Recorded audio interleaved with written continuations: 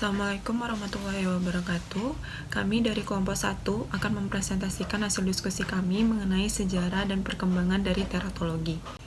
Sebelumnya, saya akan memperkenalkan anggota dari kelompok 1. Yang pertama ada Nin Rahayu, kemudian ada Alia Akila, Beni Krisdianto, Doni Asrian, Famela Yustika Rizky, saya sendiri Kisananda Gumairoh, Lisma Rianti, Nadia Ramadhani, dan Yori Yunita. Pada presentasi kali ini akan dibahas beberapa poin. Yang pertama mengenai sejarah teratologi, kemudian faktor penyebab teratogen, selanjutnya ada teratogenik, kemudian prinsip dasar terjadinya teratogenik, dan yang terakhir aspek dari teratologi. Nah, apa sih sebenarnya teratologi itu? Teratologi itu merupakan ilmu yang mempelajari kelainan perkembangan fisiologis yang sering disebut sebagai studi tentang kelainan kongenital pada manusia. Adapun sejarah dari teratologi berkembang sejalan dengan berkembangnya kehidupan manusia. Pada awalnya, teratologi itu berkembang berdasarkan kepercayaan masyarakat, seperti pada budaya Babilonia kuno yang mempercayai bahwa bayi yang terlahir cacat itu memiliki kemampuan supranatural sebagai peramal ataupun dukun. Kemudian teratologi berkembang berdasarkan pemikiran ilmiah. Ada beberapa tokoh yang mengembangkan pemikiran mengenai teratologi. Yang pertama ada Hippocrates 460 sebelum Masehi sampai 370 sebelum Masehi, dan Aristoteles pada tahun 384 sebelum Masehi sampai 322 sebelum Masehi, menyatakan bahwa peningkatan tekanan pada uterus itu bisa menyebabkan malformasi. Yang kedua, ada Ambroise Paré pada abad ke-16, merupakan seorang ahli bedah dari Prancis. Beliau mengumumkakan ada 3 hal penyebab kecacatan pada kelahiran. Yang pertama, karena penyempitan uterus. Yang kedua, kelainan postur tubuh dari ibu hamil. Kemudian, benturan fisik, contohnya seperti jatuh. Yang ketiga ada William Harvey pada tahun 1651 mengemukakan teori yaitu bayi yang lahir cacat karena adanya penyimpangan perkembangan pada saat embriogenesis. Kemudian ada Hilaire pada abad ke-19 menyatakan bahwa cairan embrion yang sangat alkalis menyebabkan bayi lahir cacat. Selanjutnya ada para penganut teori genetik pada tahun 1900. Mereka mengemukakan pendapat bahwa gen itu bisa menyebabkan perkembangan abnormal sehingga menyebabkan kecacatan pada saat kelahiran. Pada era modern, teratologi dilakukan beberapa penelitian. Yang pertama, ada Warkani dan kawan-kawan pada tahun 1940, 1944, 1947, dan 1948. Mereka melakukan serangkaian eksperimen dengan hewan uji tikus dan menyimpulkan bahwa defisiensi gizi itu dapat menyebabkan malformasi embrionya.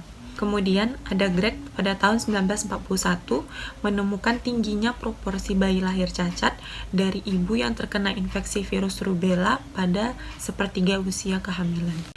Saat ini, istilah teratologi dikaitkan dengan medis teratogenesitas, termasuk tentang kelahiran kongenital atau malformasi kongenital, dan makhluk hidup yang memiliki masalah kelainan atau malformasi. Baiklah, selanjutnya faktor penyebab teratogen. Ada 2 faktor penyebab teratogen, yaitu faktor genetik dan faktor lingkungan.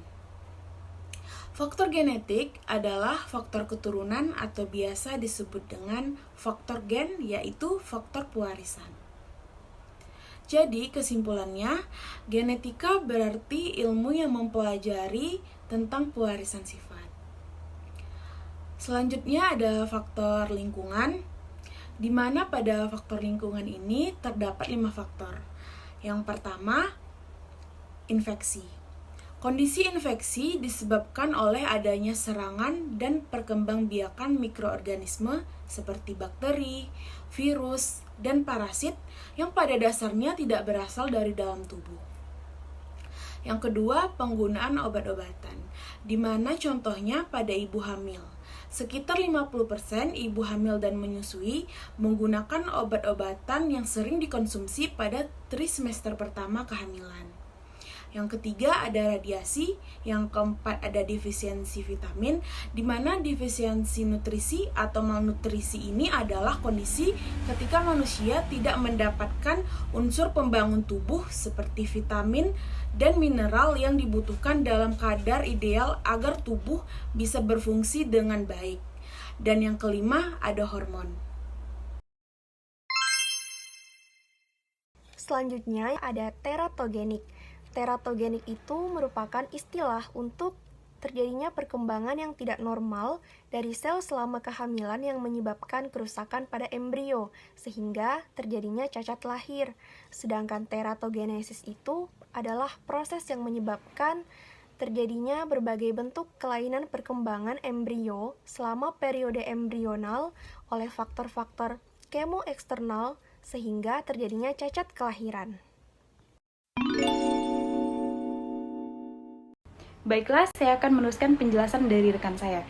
Di sini saya akan menjelaskan tentang prinsip dasar kejadian teratogenik, di mana prinsip ini ada 5 macam. Yang pertama adalah kerentanan terhadap teratogenesis bergantung pada genosip konseptus dan cara induk melakukan proses metabolisme obat, ketahanan terhadap infeksi, dan proses biokimiawi serta perubahan molekuler lain yang akan mempengaruhi perkembangan konseptus. Nah, yang selanjutnya ada kerentanan terhadap teratogen berbeda-beda menurut stadium perkembangan saat paparan. Nah, masa yang paling sensitif untuk menimbulkan cacat lahir adalah masa embriogenesis. Meskipun begitu, cacat dapat terjadi sesudah atau sebelum masa embriogenesis, sehingga tidak ada satupun masa yang benar-benar aman. Selanjutnya, ada manifestasi perkembangan abnormal tergantung pada dosis dan lamanya paparan terhadap suatu teratogen. Nah, selanjutnya ada manifestasi perkembangan abnormal berupa kematian, malformasi, keterlambatan pertumbuhan, dan gangguan fungsi. Selanjutnya yang terakhir ada teratogen bekerja dengan cara atau mekanisme yang spesifik pada sel jaringan yang sedang berkembang untuk memulai proses embriogenesis yang abnormal. Nah, pembahasan yang terakhir yang akan kita bahas yaitu mengenai aspek-aspek teratologi. Yang mana aspek-aspek teratologi ini terbagi atas 3 aspek. Yang pertama penyebab teratogenesis, yang kedua mekanisme teratogenesis, dan yang ketiga adalah manifestasi dari teratogenesis. Yang mana penyebab teratogenesis itu biasanya disebut dengan teratogen. Nah, teratogenesis ini adalah proses perkembangan abnormal pada embrio karena pengaruh zat ataupun agen dari lingkungan. Nah, yang kedua adalah mekanisme dari teratogenesis, yang mana mekanisme ini mencakup dari proses awal pertama embrio itu terhadap teratogen dan manifestasi akhir dari perkembangan abnormal embrio.